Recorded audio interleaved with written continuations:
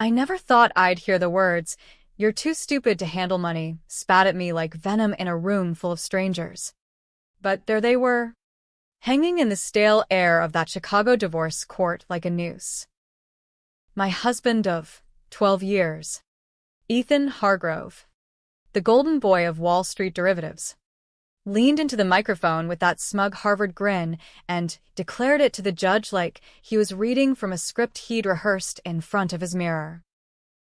"Your Honor, Naomi's always been the dreamer, the one who paints watercolors in her spare time while I build empires. She can't even balance a checkbook without my help.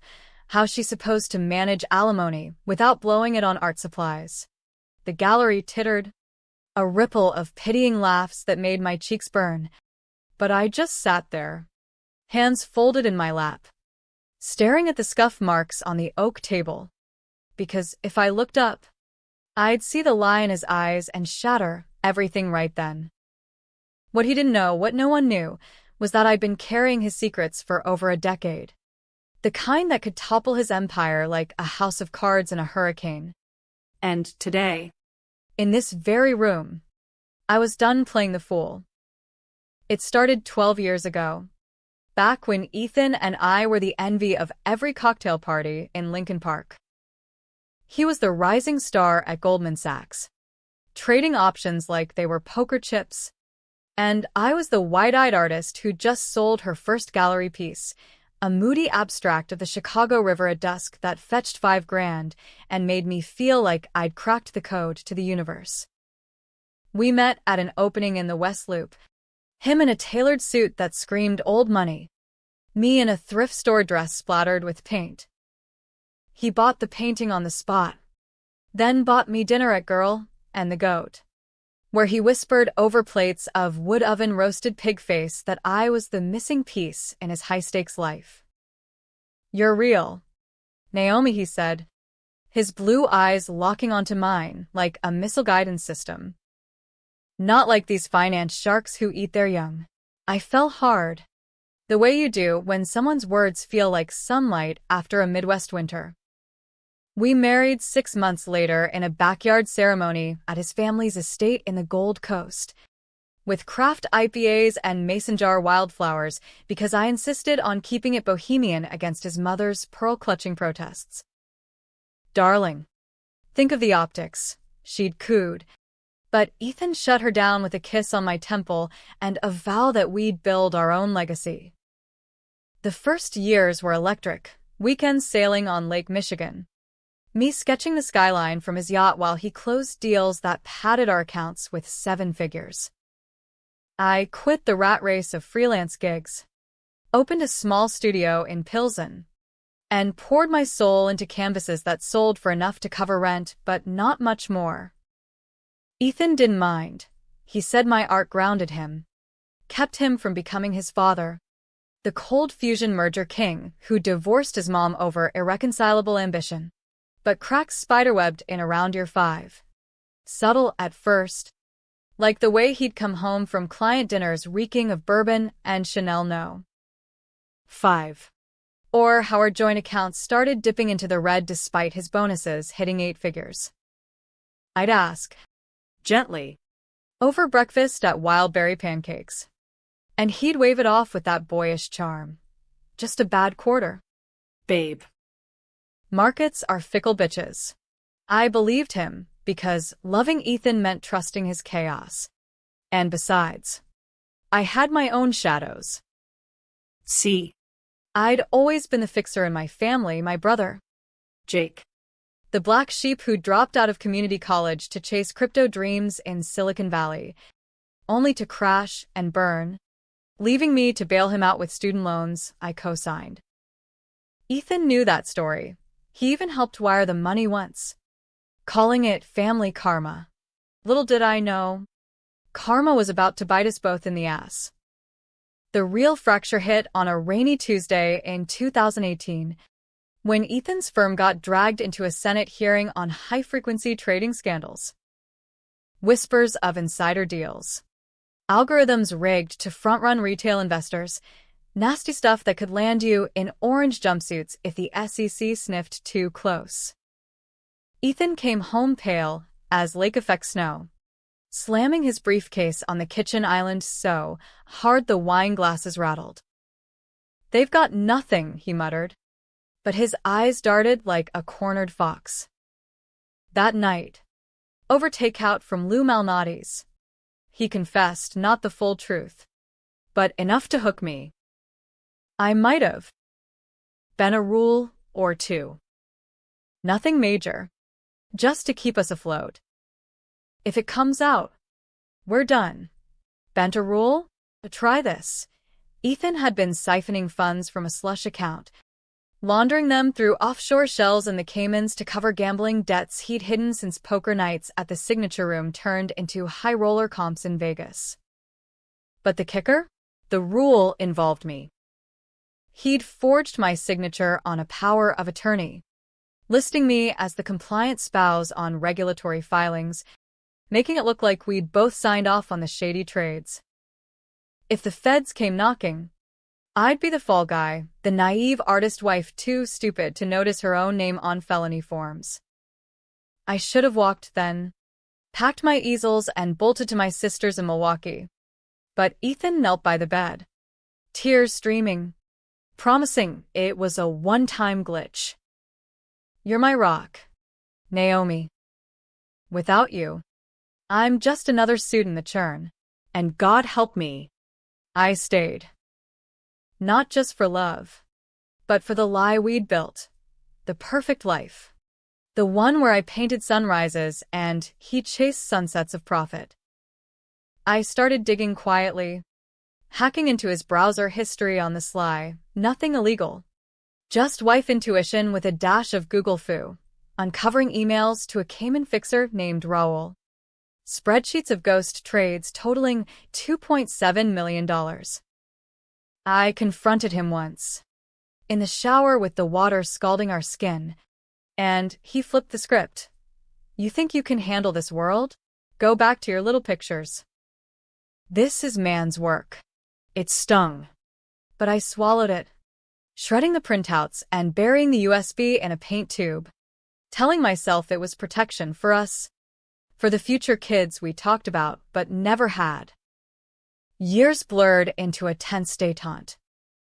Ethan climbed to managing director. Our condo upgraded to a penthouse overlooking the Bean, but the air thickened with unspoken accusations. I'd catch him eyeing my phone, paranoid I'd spill to my yoga friends over mimosas at the Bristol. He started affairs discreet at first, a paralegal from Skadden, then bolder, Instagram models who posted cryptic stories from his firm's holiday gala. I knew because I'd hired a PI on the down low, a grizzled ex-cop named Marty who texted me grainy pics with timestamps. "Wanna confront?" he'd ask. I'd reply, "Not yet," because revenge wasn't a sprint, it was a slow burn, like the glazes I layered on porcelain in my studio. By 2024, the marriage was a corpse we propped up for the gram, smiling at the Art Institute's Monet exhibit, him posting about power couples crushing it while I seethed behind filters. The divorce filing hit like a gut punch on my 38th birthday, served with a bouquet of dying lilies at my studio door. Ethan's petition cited irreconcilable differences, but the real venom was in the asset split. He wanted the penthouse, the boat, the Roth IRAs, leaving me scraps and a narrative of incompetence. "Naomi's not equipped," his lawyer argued in pretrial motions. "Financial illiteracy is a real risk." I laughed then, a hollow bark that echoed off my canvases, because if only they knew, I'd been the one balancing the books in secret, routing his gifts to Jake's rehab stints, even covering a Ponzi echo from Ethan's early trades that nearly bankrupted my brother's startup. The court date loomed like a storm front over Lakeshore Drive, and I prepped like a general. Marty dug deeper, unearthing Raoul's depositions from a parallel SEC probe, my own lawyer, a shark named Lena Vesquez from a loop firm catering to jilted exec wives, subpoenaed every email thread from 2018 onward. But the hook, the real detonator, was the USB I'd exhumed from its paint tube grave. Encrypted. Of course, I'd learned that much from binging true crime pods during insomniac nights. As the bailiff called Hargrove V. Hargrove, I smoothed my black sheath dress, the one from our anniversary in Napa, and stepped into the box, heart pounding like a bass line at Lollapalooza. Ethan took the stand first, all polished poise in his Zegna suit, spinning yarns of my frivolity, with receipts from my art supply runs to Blick. She's brilliant with colors, Your Honor. But numbers? They blur on her. The judge, Honorable Elaine Kowalski, a no-nonsense Polish-American with a rep for gutting deadbeat dads, leaned forward, her glasses perched like a hawk's beak. Mr. Hargrove, enlighten me. Why the sudden 401k withdrawal last quarter? And who authorized the Cayman transfer? Ethan's jaw ticked, but he recovered with a chuckle. Routine rebalancing. Ma'am. All above board. That's when Lena rose, tablet in hand, and the room went still as a winter dawn. Your Honor, if it pleases the court, we'd like to introduce Exhibit A, Forged Power of Attorney, dated 2018, bearing Mrs. Hargrove's signature, except it's not hers. Gasps rippled. Ethan's face drained to the color of uncooked dough. She projected the docs, side-by-side sigs. Mine from our mortgage closing looping elegant. His forgery a sloppy mimic. Then the emails, Ethan to Raoul. Wife's clean. She'll never look. The judge's gavel cracked like thunder. But Lena wasn't done. And Exhibit B, Mrs. Hargrove's independent audit, revealing $2.7 million in laundered funds, with petitioner as sole beneficiary. Ethan lunged forward, voice cracking. Lies. She's framing me. Always the jealous artist type. But Kowalski's eyes narrowed, flipping through the stack, her finger tracing the SEC cross-references. Counsel. This isn't divorce theater. This is potential perjury. The gallery buzzed, reporters from the Trib scribbling furiously. A few ex-colleagues of Ethan's shifting uncomfortably in their seats. I met his gaze then, for the first time that day, and saw the flip, not rage, but raw, animal fear. He'd underestimated me, the stupid wife. And, in that moment, the betrayal crystallized, not just his crimes pinned on me, but the years I'd wasted shielding his rot, letting it fester while my dreams yellowed on stretchers. As the recess bell tolled, Ethan was led to a side room for consultation, his shoulders slumped like a felled oak. I stayed seated, fingers tracing the wood grain, tasting victory's ash. But revenge? It didn't taste sweet. It curdled. Because unraveling him meant unraveling us, the ghost of the man who'd once danced with me under string lights, promising forever. Little did the court know. The deepest secret wasn't the forgery. It was the child I'd miscarried in silence 6 years back. The one he dismissed as bad timing, while I bled alone in the ER, vowing then to never break for him again. Today wasn't the end. It was the spark.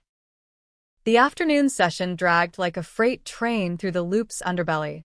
Kowalski grilling Ethan's lawyer, a weaselly type named Preston from Kirkland and Ellis, on every discrepancy. Explain the timestamp mismatch on this wire transfer, Mr. Preston. Or shall I? Her voice was gravel-wrapped in silk, the kind that had seen too many corner-cutting suits.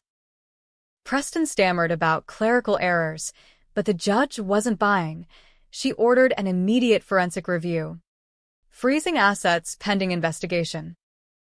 Ethan re-emerged, cuffed loosely for show, protocol for fraud flags, his tie askew. eyes darting to the exits like a rat scenting cheese gone sour. When he caught my stare, there was no apology, just a flicker of that old manipulator's gleam. You think you've won? This isn't over. He was right, in the sickest way. As the court adjourned, bailiffs escorting him to a holding cell downtown for further questioning, I slipped out the side door into the December chill, wind whipping off the lake like accusatory fingers. My phone buzzed. Lena, SEC's en route. You okay? I texted back a thumbs up. But truth? I was a live wire, humming with the high of exposure, laced with vertigo. Marty picked me up in his unmarked Crown Vic, idling curbside with a thermos of bad coffee. Kid, you just nuked his world. What's next? Victory lap or vanishing act? I slid into the passenger seat, the leather creaking like old bones. Neither. Drive to Pilsen. I've got a canvas calling my name. The studio was my bunker. A third-floor walk-up in a brick warehouse converted for artists. Walls scarred with drips and dreams deferred. I flicked on the fluorescence.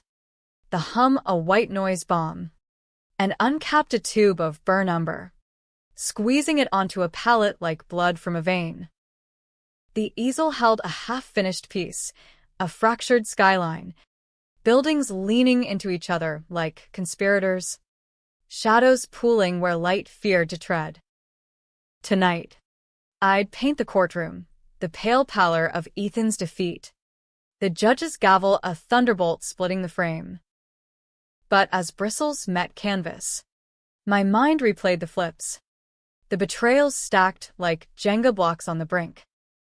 Ethan's duplicity wasn't born in boardrooms, it rooted in his childhood. A gilded cage of expectations. His dad, Harlan Hargrove, the merger titan who'd built Hargrove Capital on hostile takeovers and whispers of EPA bribes, raised him on Wall Street parables. Trust no one. Son. Even family's a variable. Ethan rebelled in college, majoring in ethics before switching to finance. To fix the system from inside, he joked at our wedding toast.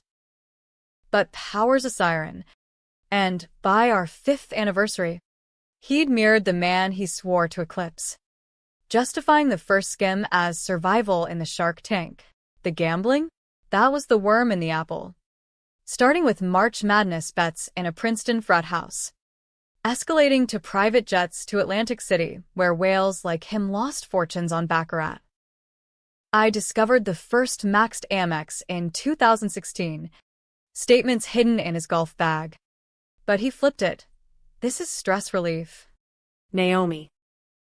You wouldn't get it. Your world's all pretty pictures and green tea lattes. And me? I bore it because secrets have weight. And mine was heavier than his. Jake.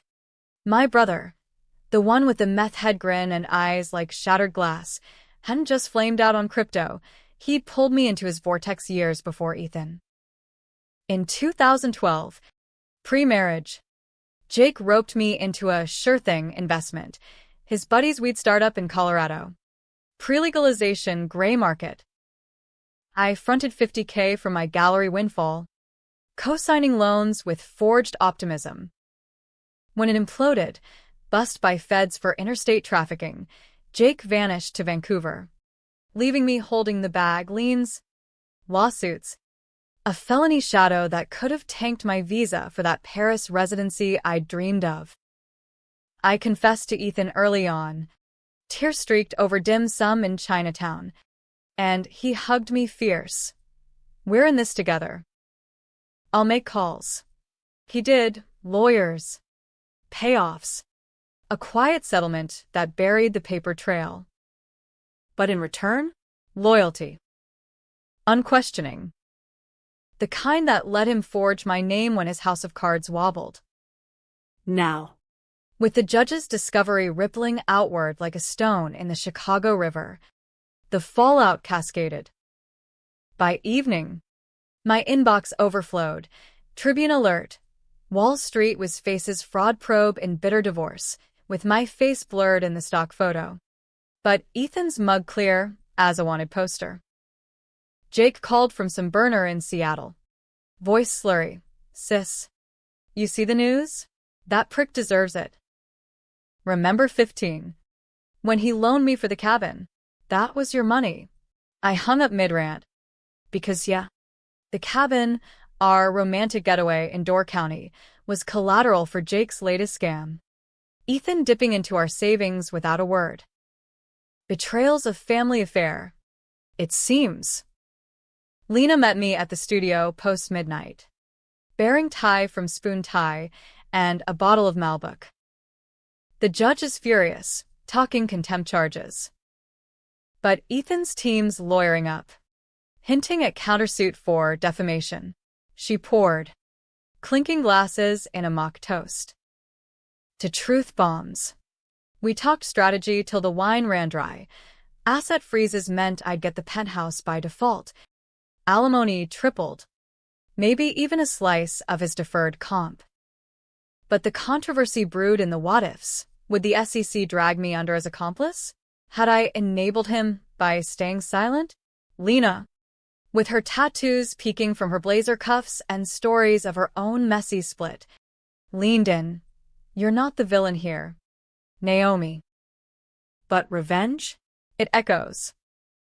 What's your line? I didn't have one. Not then. Sleep came fitful on the studio futon. Dreams of Ethan flipping cards in a smoke-filled den. Raoul's shadow looming like a Cayman Reef shark. Dawn broke gray. And with it, the call from the U.S. Attorney's Office. Mrs. Hargrove. We need your statement. Your husband's singing, names, dates, the works. But there's a wrinkle. He claims you knew. All of it. My stomach dropped. The canvas I'd slashed in rage the night before staring back like an accusation. Knew? Hell.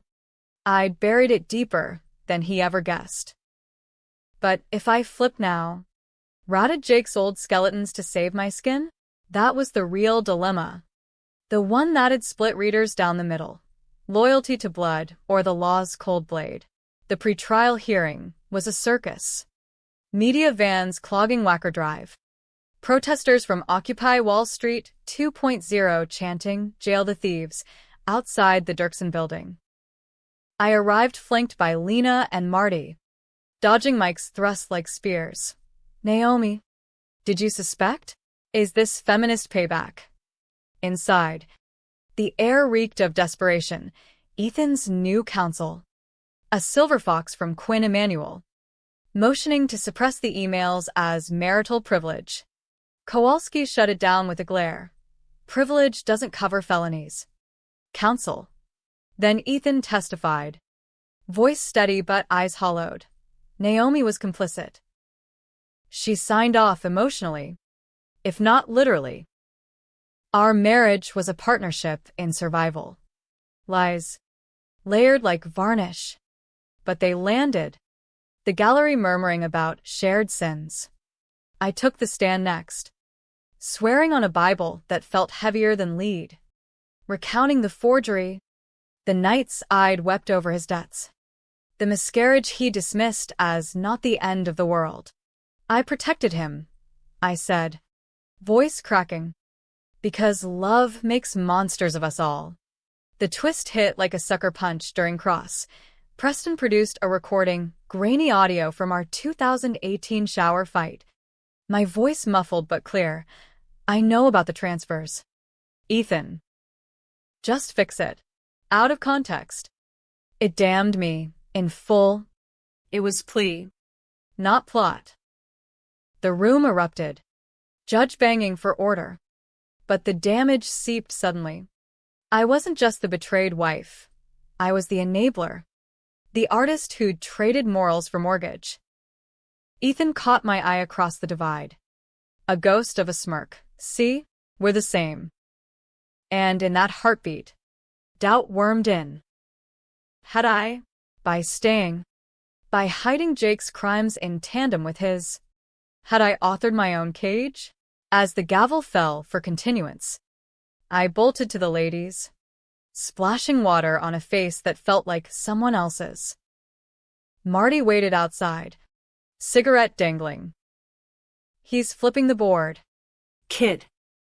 You gonna let him? I straightened, the mirror reflecting a woman forged in fire, scars visible if you looked close. No. But the truth's a blade, cuts both ways. Back in the hall, reporters swarmed, but I pushed through, mind racing to the endgame. Testify full. Expose Jake's tangles. Risk it all for absolution? Or cut a deal? Let Ethan's empire crumble while I slink away with scraps? The tension coiled, dark and delicious. Because, no matter the choice, it'd ignite debates in dive bars from Wrigleyville to Williamsburg. Was I avenger or accomplice?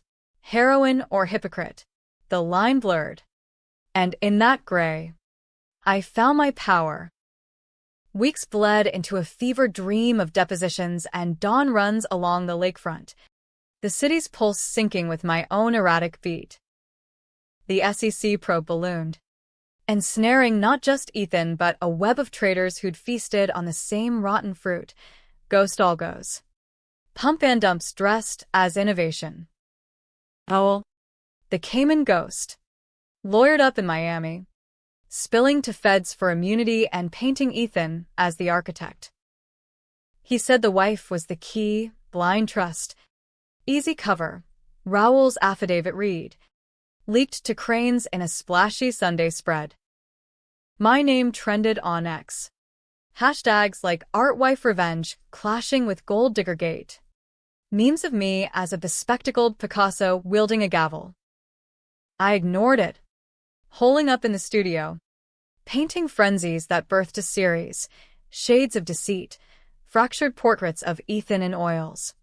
His face morphing from Adonis to gargoyle under courtroom lights. But the real war waged internal. A civil skirmish between the girl who'd once believed in forever and the woman who'd learned to load the chamber. Jake surfaced, uninvited, crashing my door with a duffel and desperation sweat. Cease. They're circling me too, Hargrove's feeding in my old shit. He paced the studio, knocking over a turpentine jar, the fumes sharp as regret. Jake was 35 going on broken 18, tattoos from his band days fading like his promises. That Colorado deal? Ethan buried it. But if I go down, it's perjury on you both.